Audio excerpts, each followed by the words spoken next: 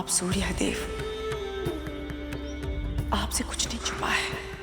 आप जानते हैं हम दोनों ने जीवन पुत्र का व्रत अपने नागपुत्रों की जीवन रक्षा के लिए किया है।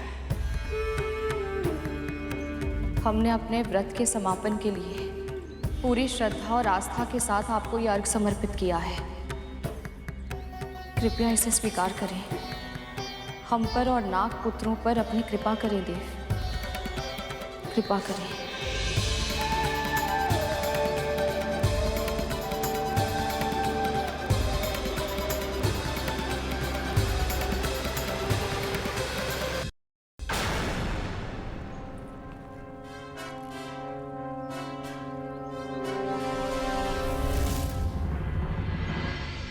माँ, अब हम क्या करें? इनका व्रत तो लगभग संपूर्ण ही हो गया है। नहीं रहा, जब तक कार्य पूरी तरह से सिद्ध ना हो उसे संपूर्ण नहीं मानना चाहिए।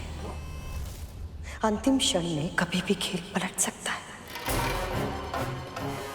अभी मेरी अंतिम चाल शेष है। अभी मेरी अंतिम चाल शेष है।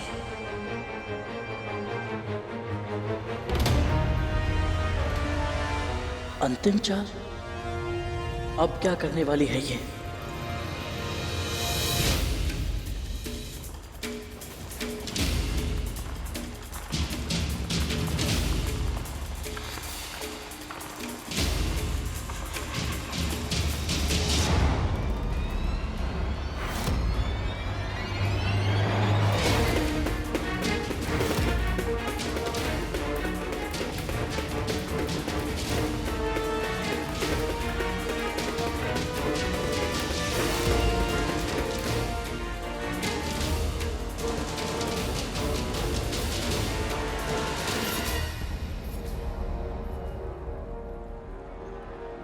ये कैसे संभव है?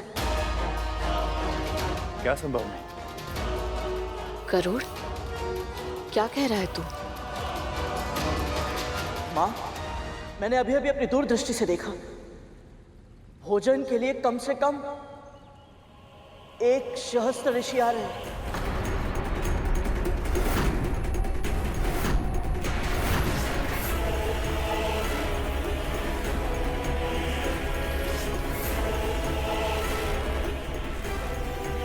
गरुड़ सही कह रहा है माँ। हमें भी आभास हुआ।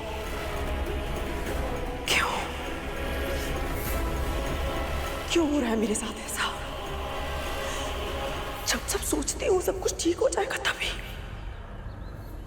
कोई ना कोई समस्या आ जाती है, सब कुछ बिगड़ जाता है।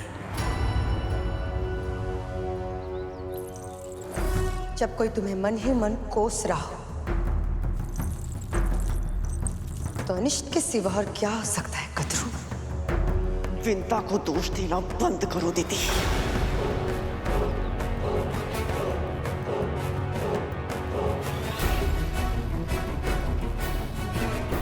और वैसे भी आमंत्रण देने तुम गई थी ना।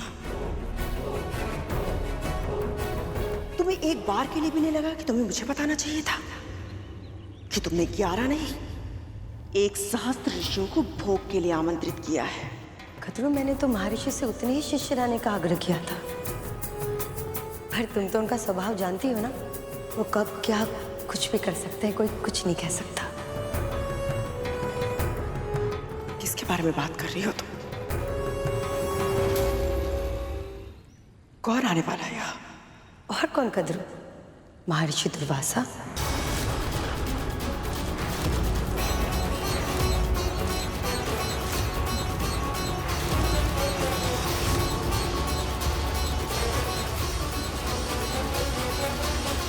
मेरी इस योजना से कैसे बचोगी कद्रू?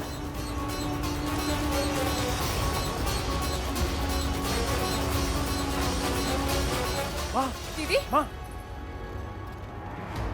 संभालिए अपने आप को।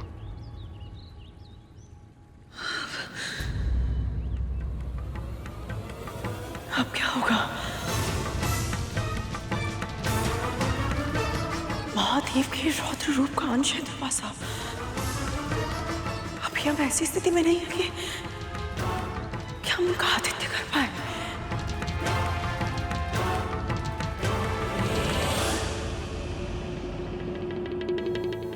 कौन कद्र? महर्षि दुर्वासा?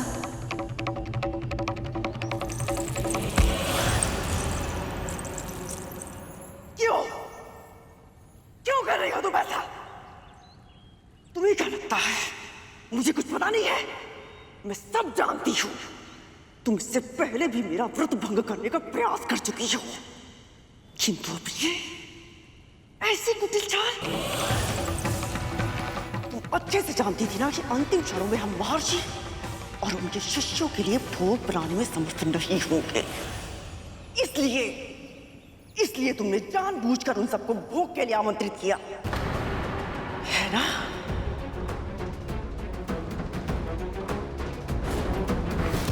प्रणाम महर्षि।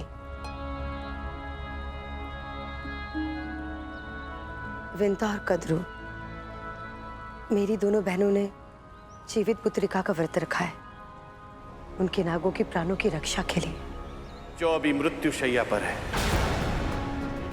तुम मुझे भोग का निमंत्रण देने आई हो। तुम मेरी कृपा प्राप्त करने का स्वांग कर रही हो, जबकि सत्य तो यह है कि तुम मेरी क्रोध की अग्नि को भड़काना चाहती हो, ताकि उसमें कद्रू और विंता के व्रत का पुण्य जल जाए और कद्रू के पुत्रों की मृत्यु हो जाए।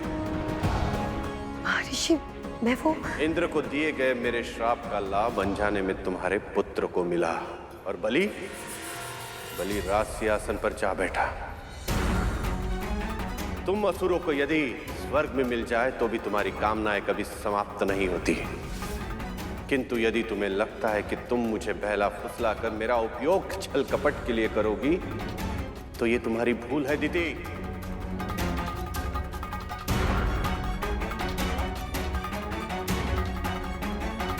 मुझे क्षमा कीजिए, आज्ञा दीजिए मुझे। ठहरो।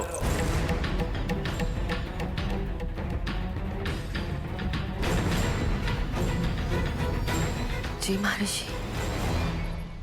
गृहस्थ जीवन जीने वालों के धार्मिक उद्देश्यों में उनकी सहायता करना एक सन्यासी का धर्म होता है, और मैं अपने धर्म से पीछे नहीं हटूंगा। इसीलिए तुम्हारे छल करने के बाद भी मैं तुम्हारा निमंत्रण स्वीकार करता हूं। पर स्मरण रहे, वहां मेरा आना श्राप का कारण बनेगा या वरदान का, ये तो महादेव शिव शंकर की इच्छा पर ही निर्भर करता है।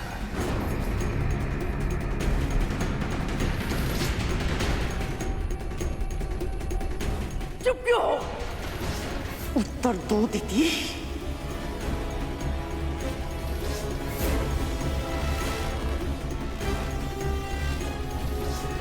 क्या लगता है तुम्हें कद्रू, इतने परम महर्षि मेरे उकसाने से भ्रमित हो जाएंगे?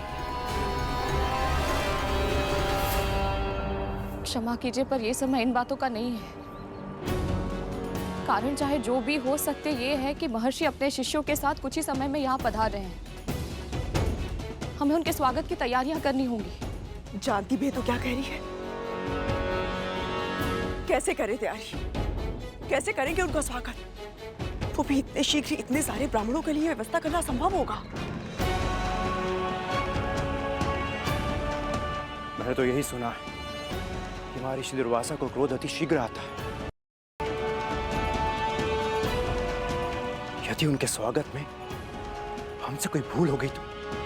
और अतिथि तो देवता समान होते हैं, अब वो इस ओर आ ही रहे, तो हमारे द्वार से लौटने के लिए नहीं कह सकते।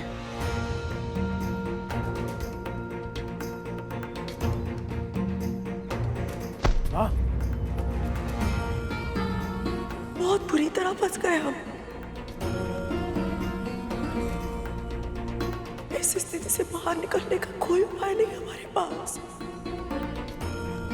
यदि महर्षि का स्वागत नहीं किया तो भी उनका अपमान होगा, और यदि स्वागत करने का प्रयत्न किया तो भी उचित व्यवस्था के अभाव में भी उनका अपमान होगा। कोई उपाय नहीं हमारे पास।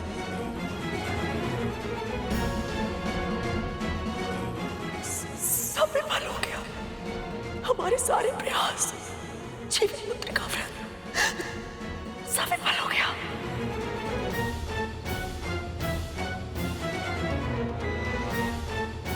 मेरे पुत्र विंदा, क्या होगा उनका? वो वापस लौटकर मेरे पास नहीं आएंगे ना? नहीं महारानी, आप हार नहीं मान सकती। मेरे भाइयों की, अपने पुत्रों की एक अंतिम आशा है आप। उन्हें अवश्य ही विश्वास है, यदि आकाश धरती एक चूना करना पड़े, उनकी मां उन्हें स्वस्थ अवश्य करके रहे।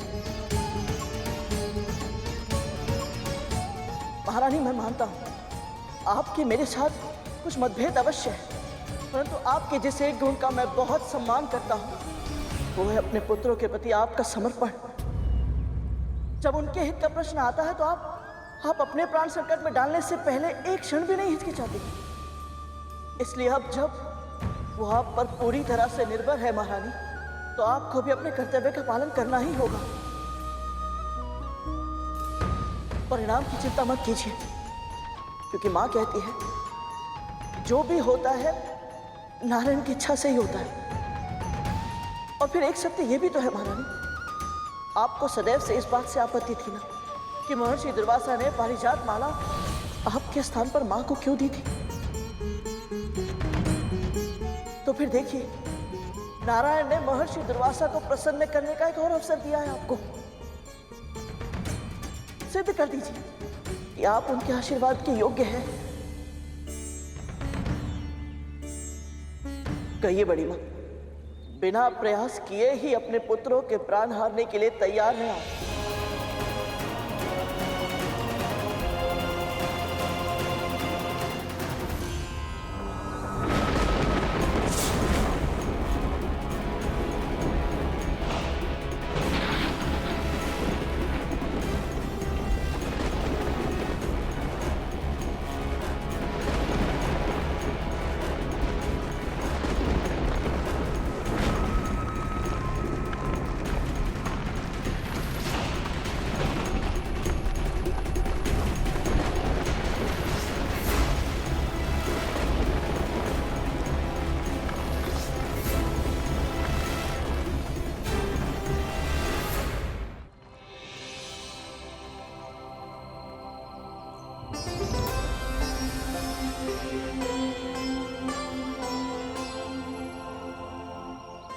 मैंने कभी कल्पना भी नहीं की थी कि आप जैसे महान ऋषि और इतने सारे शिष्यगणों की सेवा का अवसर मुझे मिलेगा।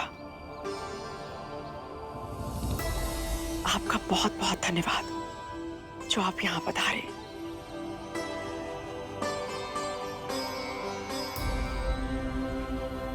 ये सब शिव शंभू की कृपा से ही होता है।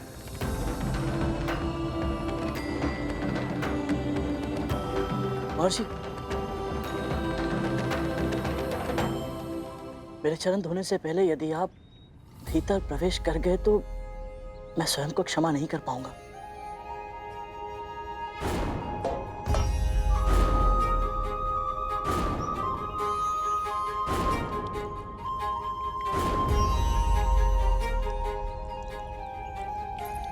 दीदी, गरुड़ जानबूझकर चरण पखारने का ये कार्य धीरे धीरे कर रहा है ताकि हमें तैयारियां करने के लिए अधिक से अधिक समय मिल सके। हमें कम से कम समय में अधिक से अधिक कार्य करने होंगे। सबसे पहले कुशा के आसनों का प्रबंध करना होगा ताकि महर्षि और उनके शिष्य विराज सके। कौन करेगा ये कार्य? और सेवक और स्वामी में कोई भेद नहीं रहेगा खाली। चल जी भैया।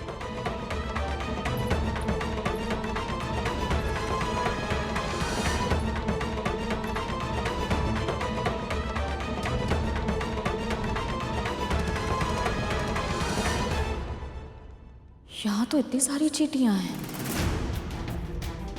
यदि ये चींटियां महर्षि और उनके शिष्यों के सामने आ गई तो मुझे यहाँ चारों ओर रंगोली से सीमा रेखा बनानी होगी ताकि ये चींटियां भोजन के आसपास ना जा पाए।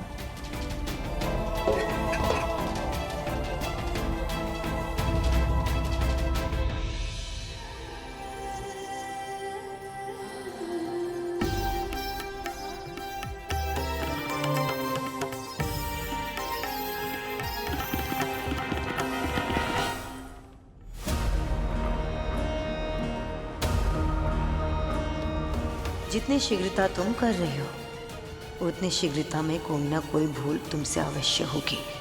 तुमसे और वो एक भूल तुम्हारे परिवार को नष्ट कर देगी।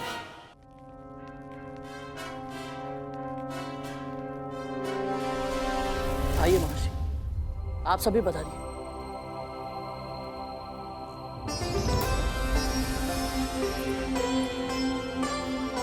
इतनी शीघ्र इतनी बड़ी रंगोली बन गई? एक साथ इतने आसनों का प्रबंध कैसे हुआ?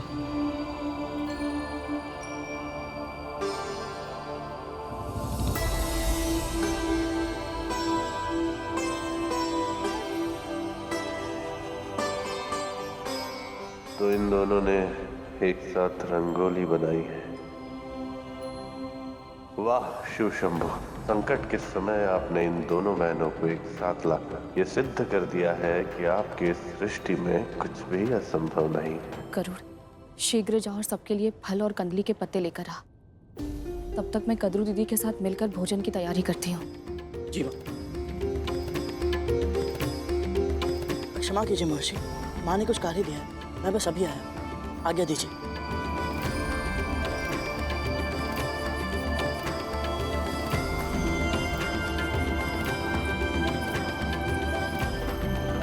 आप स्थान ग्रहण करें, हम आपके भोजन का प्रबंध करते हैं।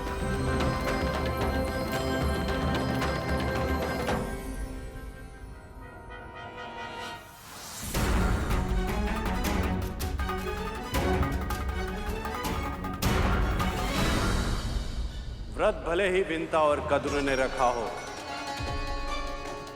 किंतु हमें आमंत्रण तुमने दिया है दीदी। इसीलिए यहां जो होगा उसका उत्तरदायित्व उन दोनों के साथ साथ तुम्हारा भी होगा।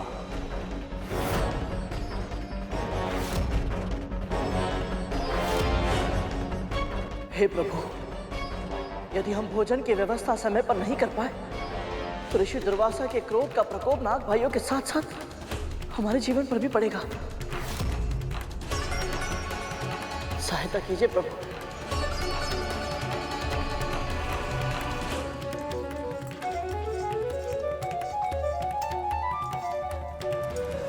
हे प्रभु, व्रत को सफल करने में हमारी सहायता करें।